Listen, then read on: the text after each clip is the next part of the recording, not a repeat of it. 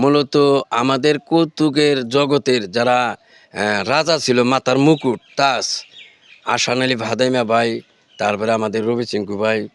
তো 2007 সালে নেতা নামের একটা অ্যালবাম করেছিলাম যখন সিডি বাজার।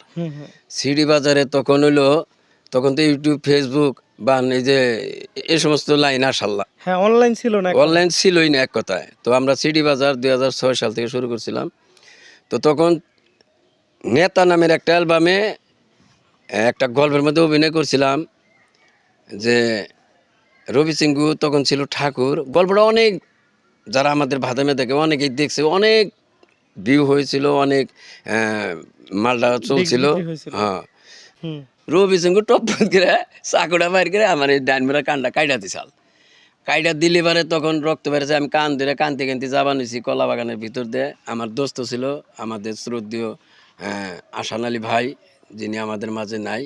তো তার আত্মার মাগফিরাত কামনা করি, সবাই তার জন্য দোয়া করবেন। যিনি যে অবস্থায় আছে আল্লাহ পাক তাকে যেন ব্যস্ত নসিব করে, রবি ভাইকে যেন ব্যস্ত নসিব করে। আপনারা অন্তর থেকে তার জন্য এই দোয়াটা করবেন। তো যখন কানতে কানতে যাইতেছিলাম, তো আহসান ভাই ছিল আমার দোস্ত। আহসান ভাই আমার বলে, দোস্ত কী হয়েছে, কান্দেনকে, আপনার কান কেটে দিছে কেরা? কানতে কানতে আমি বলি যে দোস্ত আমার কান কেটেছে রবি সিংহু ঠাকুরে।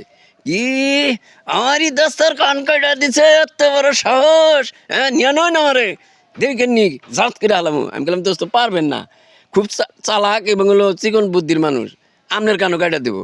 কারণ আমার খালি নিয়ে নই।